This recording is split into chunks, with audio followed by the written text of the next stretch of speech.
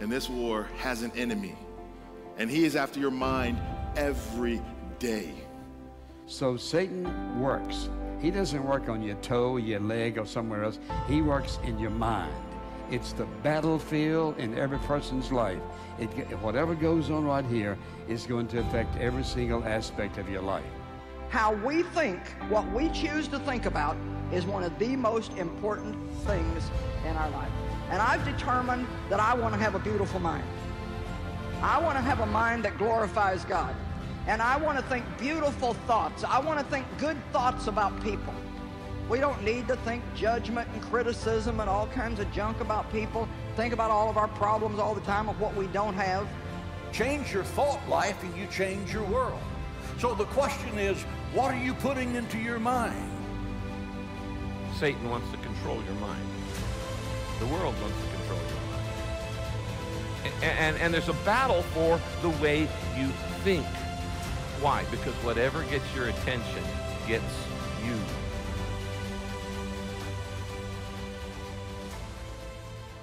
Good morning. Welcome to church. Welcome to church, everybody. Welcome to those of us joining online. We are so glad you are with us. I'll tell you what, the places we go in life matter, and we get to go lots of good places. But the people that we go there with matters even more. And I'm going to embarrass my wife. She didn't know I was going to do this. It has been a blessing to walk with her for 16 years, I'll tell you what. Greatest blessing I've ever had. Today's her birthday. Today's her birthday, so yeah, acknowledge her. Tell her happy birthday out in the lobby. Special day, big day in our family. All right, we're going to talk about some fascinating research that's actually fairly recent stuff. And it shows us, how many of you know we are fearfully and wonderfully made? By God, by a good God.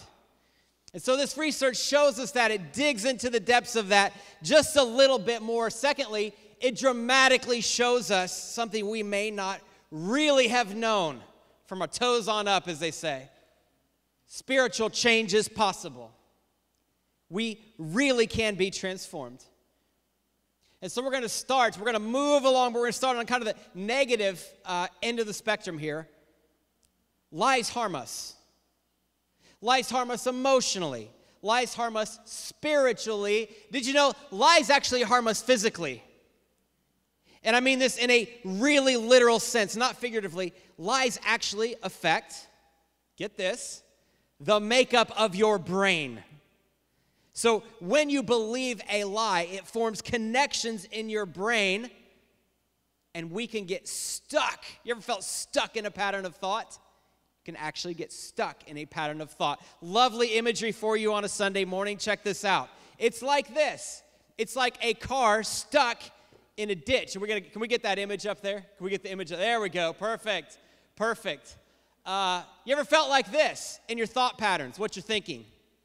Yeah, you're kind of stuck in a ditch, and you habitually go back to a lie. Why? Because brain matter actually is forming. We're going to delve into this a little bit, but brain matter is actually forming in your brain such that you habitually go back to the lie all the time. So there's a soul level reason why lies harm us so much, but there's actually a physical explanation for why you keep going back to lies. You keep going back to things that deep down you know aren't true, almost as a matter of habit.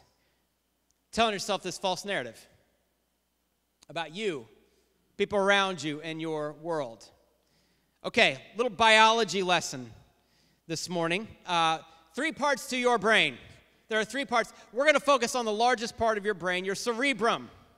And we know the cerebrum has 2 hemispheres. We've all heard right brain versus left-brained people. Maybe that affects where you sit in the auditorium. I have no idea. But so these 2 hemispheres are connected by different kinds of fibers that are transmitting messages from one side to another. Furthermore, each hemisphere is broken up into 4 different parts that are called lobes. And so here's the deal. Each lobe is responsible for different kinds of things.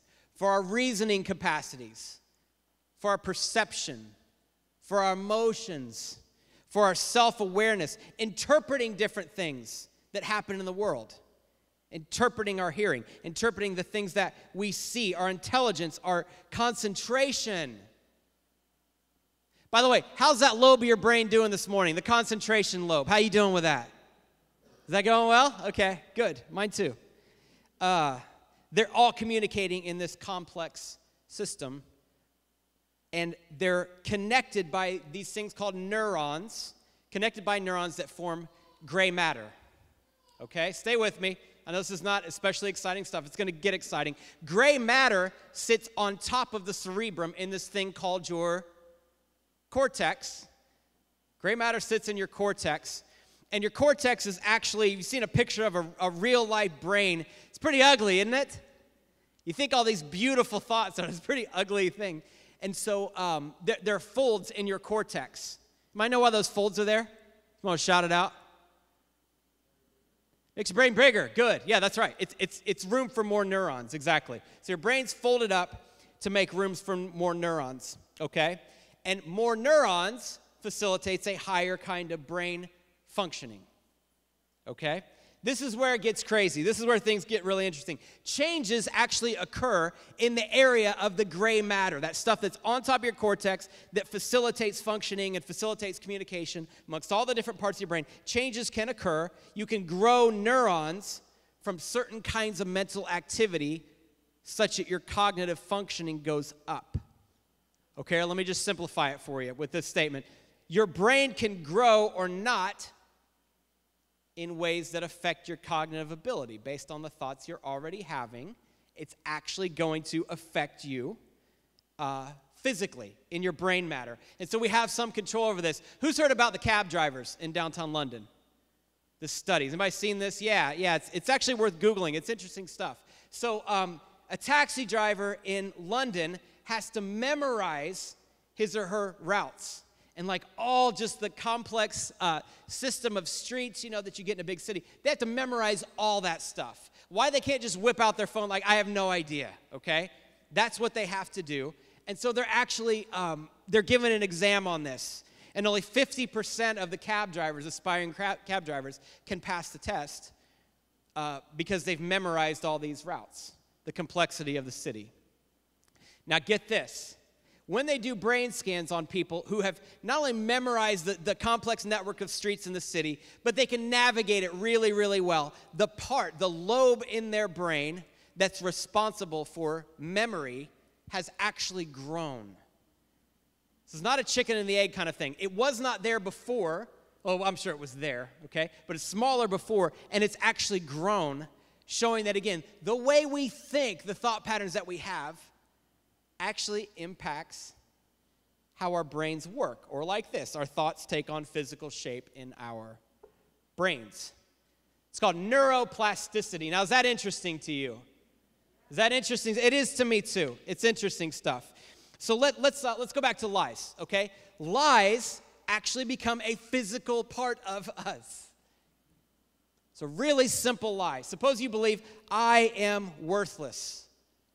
I'm worthless. And over time, the more things that people say, the more that you tell that lie to yourself, you have associated thoughts, emotions, behavior, and it actually begins to form a groove in your brain. And it becomes a habit. And in fact, if you've ever felt kind of stuck in a thought pattern or stuck in a belief, that's because as you try to change that belief and pull yourself up by your own bootstraps, we're going to talk about how you do this, the path that God's given us to do this. But you're just trying to oomph your way to a different kind of belief. Your brain's going to default to the grooves that are already there, the grooves that have already been formed. So they're actually, again, this is not to discount the role of the soul, the non-physical part of us. I deeply believe in that, but it interacts in complex ways with the physical part of us.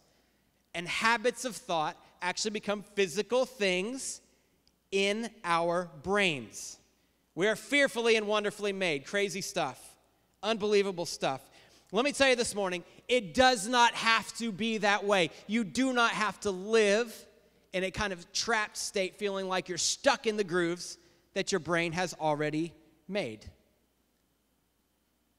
God has set things up. Fearfully and wonderfully made. God has wired the world and wired us such that lie grooves can be transformed into truth grooves. Yeah? Lie grooves can be transformed into truth grooves. And you can believe and feel and act on things that are true, on God's truth. Unbelievable stuff. We can scientifically see evidence of God's plan for renovation. And so I am not did you know I'm not a neuroscientist? I'm not. So what am I going to do? I'm going to quote one. How about that? A Christian neuroscientist, Caroline Leaf, an expert in the area, says thoughts are real physical things that occupy mental real estate. Moment by moment, every day you're changing the structure of your brain through your thinking. When we hope, joyful anticipation of what God's up to in the world. Hope. When we hope, it's an activity of the mind that changes the structure of our brain in a positive and normal direction. The thankful, attentive, willfully hopeful mind creates positive emotions, thoughts, and acts of the will. In other words, we significantly control whether we have a healthy soul. You're able to stand outside yourself, observe your own thinking. That separates us from mere animals, does it not? You turn on National Geographic or whatever, and there's an animal munching on another animal. Isn't that lovely? The animal doesn't go back to its cave and say, I wonder if I should have done that. What if that was ethical for me to do? Did I humanely kill the other animal or whatever? Like, they're not thinking about that stuff. So you can observe your own thinking. You can consult with God and work with Him through His grace, we can add, to change the negative, toxic thought or grow a healthy, positive thought. When you do this, your brain responds with a positive neurochemical rush. Just try to incorporate that phrase when you're talking to a friend. They're just going to think you're smart. They're going to be so intimidated, they're not going to ask what it is. There's a neurochemical rush and structural changes that actually improve your intellect, your health, and your peace. Now, the Bible is a book full of deep truths, deep theological things. It is also, we must not forget, it's a deeply practical book. So this is kind of putting, meat on the bones, rubber hits the road, for what it means to be transformed by the renewing of your mind. Yeah, your mind. So let's talk about it. What are the lie grooves in our brains? We're going to talk about that. And then we're going to talk about how do we form truth grooves. And that's it. That's what we want to accomplish this morning. What are the main, we're not going to hit all of them, okay? What are the main lie grooves in our brains? How do we form truth grooves, all right? 2 Corinthians, we're going to go to 2 Corinthians chapter 10, verses 1 through 5. 2 Corinthians 10, verses 1 through 5. It's going to be on the screen as well. It's an interesting book. Paul can come across as arrogant in it. You don't have to amen that, okay? If you don't understand the context. Context is really important. It's important with every book. It's important with every passage. Really important to understand kind of what's going on in 2 Corinthians. So here's what's up. Paul's character and ministry are under attack. Smear campaigns are not just a thing of 2020. They have been around for a long time because humans have always been the same. What happened to us now is we got social media, right? We got this technology in our hands and we can mass produce smear campaigns.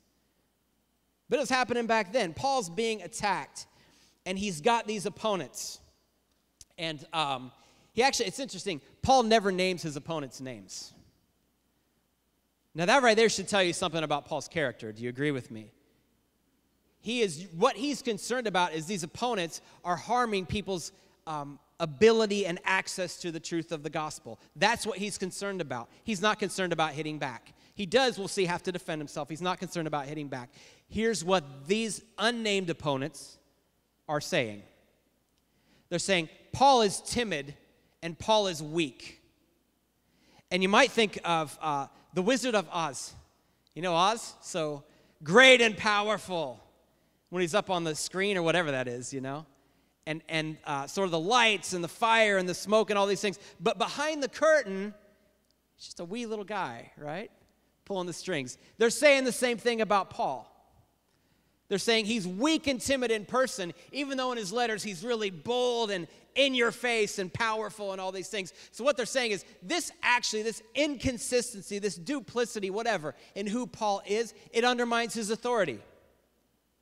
It undermines his authority as an apostle and someone who's preaching the gospel. And actually, what happens is these people, these unnamed opponents, they gain influence over the church at Corinth. And so in response to the leadership of these folks, they actually do begin to question Paul's authority. And again, for Paul, it's not just his own authority that's at stake. This isn't about him. This isn't about defending his honor or whatever. Paul's not interested in that kind of thing. He's interested in the going out and the authority of the gospel of Christ. All right, so he has to defend himself. He starts like this, all right, in verse 1.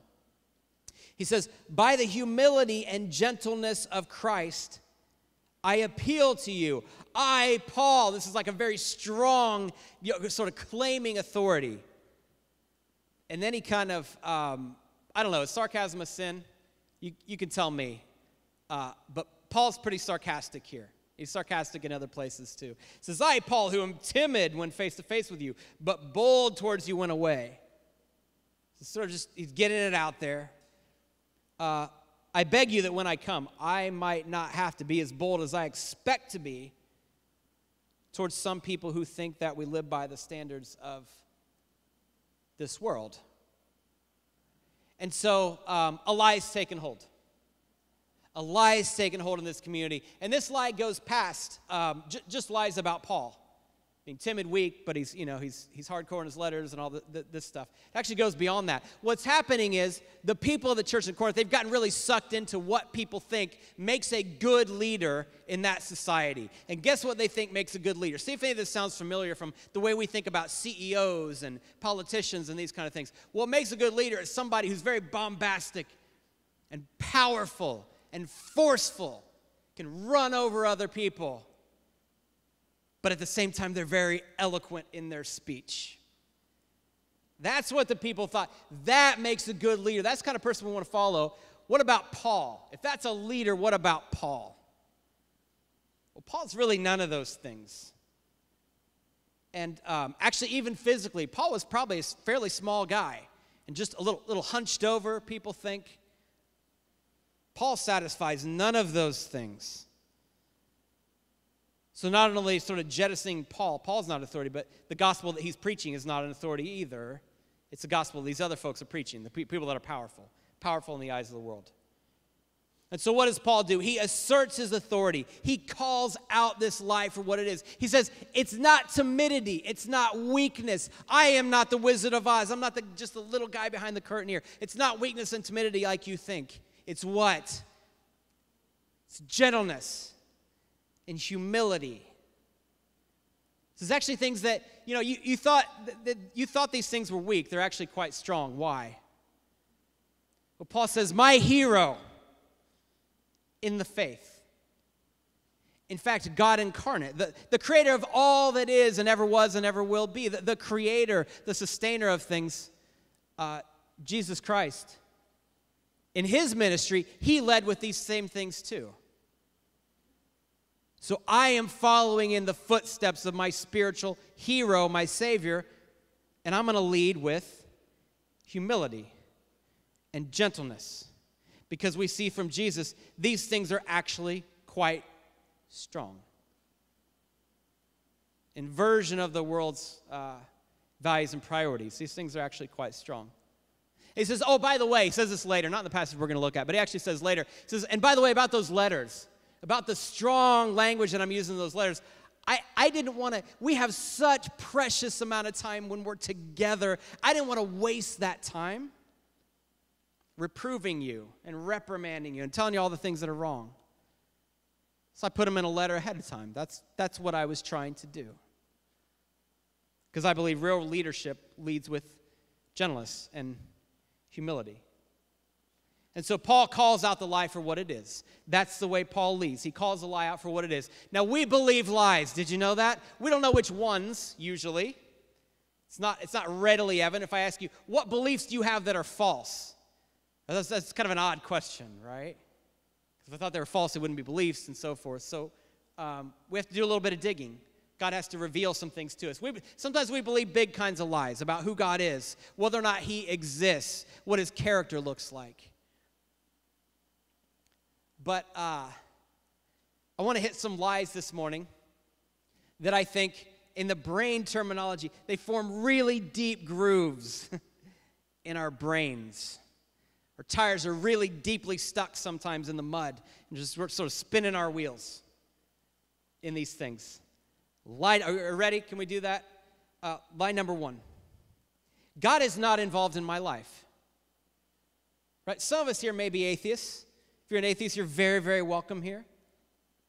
But I think most of us aren't. But we often live our lives as if there were no God, a kind of practical atheism.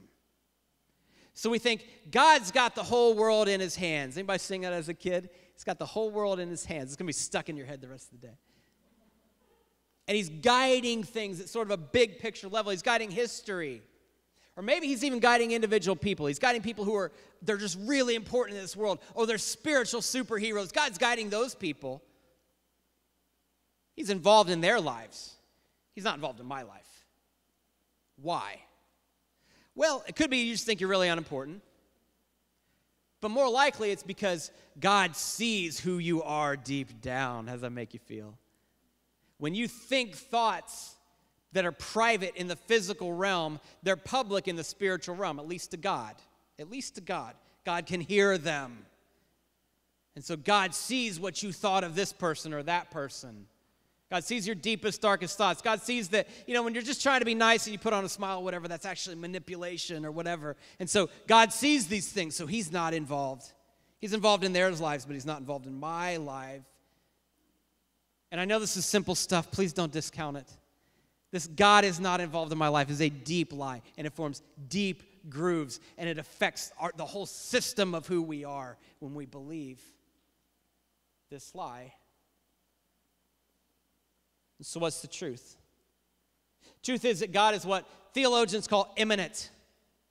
He's transcendent. He's beyond. He's other. But he's also immanent. He's very, very near to us. Did you know that? He's very, very close to each one of us. This is the way Jesus lived his life. The Lord's Prayer. Show of hands. I know the Lord's Prayer. I know the prayer that Jesus gave his disciples. Now, did you know that when Jesus prayed that prayer, he actually would have had his eyes open, gasp. Can you imagine the Son of God opening his eyes during prayer? And he would have looked up towards the sky and said, "Our Father in the heavens." In the heavens in that culture would have meant not something transcendent and otherworldly, but in the space right around us. What he's essentially saying is, our Father, the one who's right here, who's near, who's living and moving and active in our midst. He acknowledges, this truth, this reality that we're created for God to be near us and be in every detail of our lives. That's the way we're created to live. He cares for every detail. Here's what Paul says. Paul says, God is not far from any one of us. That's always true, but are you always aware of it? The fact that God is not far from any one of us. For, he says, he's quoting actually a pagan poet here. It says, for in him we live and move and we have our being. God is very near, and about that sin that you think separates you from him, that's why he died on the cross. Put a bridge over that. All right, that's lie number one. Taking through these, I get it fairly quickly. Lie number two, I'm not good enough. Again, sounds really simple. You think, I don't believe that. Yeah, at some level, most of us have believed that at one point or another. For a lot of us, this sort of belief, I'm not good enough, is pervasive. What do we mean by it? I'm not smart enough. I'm not educated enough. I don't have the right career. Hear a lot of angst about this one. I'm not doing the right kind of thing with my life. I'm not a good enough spouse or a parent. How about that guilt we feel as parents? Is that deep stuff? Yeah, sure it is. I'm not a good enough parent. I'm not a good enough friend, son, daughter. There's a quality that makes other people good. And I can see this in them, but I lack it. I don't have it. Does that sound familiar? And we pick this stuff up from whoever over time, parents, teachers, coworkers, fellow students, whatever. They form deep grooves in our lives. And before we talk about truth, I'm actually going to go straight to the third one, because the third one's it's not the same thing, but it's so deeply connected to this I'm not good enough stuff. It's number three, I'm not doing enough. I'm not doing enough in my life. Because we define ourselves in terms of what we do and what we do or do not accomplish. I was talking to a friend a number of years ago now, and guy had messed up his life. Like, that's not judgment. Like, it's undeniable. His life was really a mess. And so we're kind of talking through this mess that's been made. And he's not the sole cause, but the primary cause of what's going on. And what he suddenly starts talking to me about is not the mess itself that he's created, but his life and what he's doing. And lamenting that he was supposed to be a football coach, he thought. And so somehow this failure, this I'm not good enough, I'm not doing enough, had spilled over in his life in destructive ways because he didn't become this thing that he thought he was supposed to become. What a deep lie. What a deep, destructive lie. What a groove in your brain. Here's the truth. Who you become matters more than what you accomplish. Sounds simple. Do you believe it? Do you actually believe it? Not just like, oh yeah, I raised my hand. I believe. Do you deeply let that one soak in? It's not that doing things don't matter. God gives us tasks to do. Accomplishing things don't matter, of course. I get all that. But I still believe this is true. Who you become, your character, the kind of person you become, the kind of presence you take into all the spaces to which God calls you, actually matters more than what you accomplish. Because God first wants to make you into the person He created you to be. And the truth is, you are His child. So you matter not because of who you are. Have you heard this before? You matter not because of who you are. I'm the president of this or that, or I'm the CEO, or I'm an author, I'm an accomplished author, or da-da-da-da-da-da.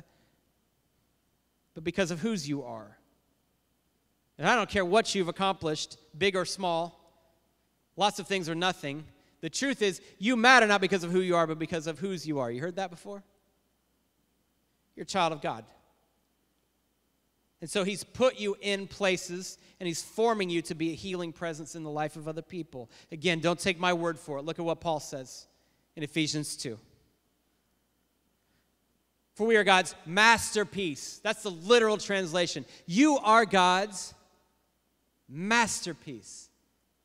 Every single one of you. Created in Christ Jesus to do good works, which God prepared in advance for us to do. So you don't have to go out looking for these good works, by the way. God prepared them for you to do. God put you in situations where He's calling you to do them. I'm not saying God's not going to call you across the world for this, that, or the other thing. He might. But in the vast majority of cases, He's called you to where He wants you to be. Now He's looking for you to see the kingdom, to see kingdom work in those spaces, in those places. All right, line number 4. Things cannot change. Things cannot change. You might think that may be directed towards yourself. I am hopeless. I've tried to change. I've tried to resist temptation. I've tried to pull myself up by my own bootstraps. I've tried that stuff. Nothing happens. Oh, and by the way, I've got these people in my life that I wish they lived differently. They need to be living differently. You might have any like that in your life. You just think, if you could just stop. You might have any like that? You think I prayed for years and nothing's changed. So this light comes in. Nothing can change. This was tough, especially with respect to other people. Because, as I say this, happened to me last service as well, but it's happening to me right now. I'm getting pictures of people in my mind. Yeah? Get pictures of people in my mind that I think I prayed, and we don't see change. Let me tell you some things we know are true. God calls us to recognize what it is we cannot control and leave it with Him. In a lot of cases, we cannot control, and we're not called to control, lots of facets of situations that we try to control. And most of the time we try to control them, not by even doing something, but by worrying a lot. Good luck with that. Right? God calls us to leave those things with Him that we can't control. We can't control the timing in which things happen. God may use us to contribute to it. We can't control that. We can't control results. We don't know what's actually the best outcome. We're called to leave the results to God, who we know, this is something we know about God, he's always active. That's a deep theological truth about God. He's always active. He is working in the lives of the people we're praying for. He is. But he's not called us to control that situation. He's called us to faithfulness. And sometimes worrying so much about whether God's working and when he's going to work and all this stuff can actually get in the way of our faithfully coming alongside someone. You ever been so frustrated with a person that that's just inner emotional state, that's all it is, prevented you from coming alongside them in the way God wanted you to? You don't have definitive answers about this. These are deep questions. But that's what we know to be true. Romans 8, we know this to be true. And we know that in all things, God works for the good of those who love him, who've been called according to his purpose. We can't always see it. I get that. But we know this. So these are lies we believe. They become embedded in our souls. They become embedded in our brains. There's matter, there's grooves that just keep taking us back to the same place. Let me tell you again, it doesn't have to be this way. God can give us restoration. So let's keep going. Let's keep going. Verse 3. Verse 3, still in 2 Corinthians 10, all right? Verse 3. Paul goes on. He says, "For though we live in the world, we do not wage war as the world does. The weapons we fight with are not the weapons of the world. On the contrary, they, the weapons we have divine power to demolish strongholds." And so we do that. We take up these weapons and we demolish arguments and every pretension that sets itself up against the knowledge of God. And we take captive every thought and make it obedient to Christ. So Paul wants to say something more general. He's talking about this lie about what makes a good leader and, gentleness, humility versus power and authority, all these kinds of things. But he wants to tell us something more general about lies and their impact on us. And he wants to tell us we don't have to live in the lie habits. We can live in truth habits. We don't have to live in the lie habits. We can live in truth habits. Habits that bring peace and joy and contentment and hope. A massively different inner life than most of us experience. Would you agree with me? A massively different inner life than we experience is actually available to us through God's grace. We're fearfully and wonderfully made. He sheds his grace down on us all the time. So here we go. I thought it was, you can think this is cheesy. That's okay with me. I won't be hurt. I thought it was appropriate, because we're talking biology and neuroscience and all that stuff, to give some prescriptions and call them prescriptions from the text. All right? 3 prescriptions I think Paul's highlighting in this text. And here we go. And again, Bible, deeply powerful, deep theological truths, also intensely practical, matters in our lives in very practical ways. Rubber hits the road. Here we go. Prescription 1. We call lies what they are. They're lies. So we call them that. All right? We recognize that there are these things called strongholds. Now, Paul's using military language there. What's a stronghold? A stronghold is any argument that sets itself against the knowledge of God. Any argument that sets itself against the knowledge of God. Knowing who God is, but also a relational kind of knowledge. Being near to him, having a relationship with him. And guess who's implicated in this text? Who's being implicated? I learned this from commentators. It's not on the face of it. I learned this from commentators. Satan and his minions, the demonic forces for evil, are being implicated as setting up these strongholds. These strongholds are lies. They're lies about our worth and our place in God's world, and we allow this stuff to take root in us. Lies about God's care for us, our worth, his acceptance of us, our calling in him, our calling to other people. All these things are forming these grooves in our lives. So here's what we can do. Here's what we can do on this first prescription. What if we ask God? I mean this just very literally. Make some time. Ask God, what are the strongholds in my life? What are the lies that are forming these grooves in my brain and impacting my soul and all these things? In fact, Psalm 139, try to read it with new eyes in this light, says, "Search me, God, and know my heart. Test me and know my anxious thoughts. See if there is any offensive way in me, and lead me in the way everlasting. Ask God, what do you see? I mean, it's not so much about what I see in me. What do you see in me? Can you show me that? And I believe God will faithfully do this. And then when he shows you what is in there, what you see when he looks inside, here's what I'd say. Say it out loud. Be somewhere by yourself when you do this. But say it out loud. Say, that's a lie. That's a lie. What God shows you, that's a lie. It could even help to categorize the lie somehow. So it's really clear to you that it is a lie. So in this lie, I'm overgeneralizing. Or I'm focusing on just one aspect of a much more complex situation. Or I'm discounting. I'm forgetting about the goodness of God in my life. Or I'm catastrophizing. Anybody catastrophize? You jump to the worst possible situation. There's all these outcomes, and between here and there, but you jump all the way to this one. The worst is going to happen. Or I'm mind reading other people. I know what they're thinking of me. I know what you're thinking of me right now. No, you don't. You really don't.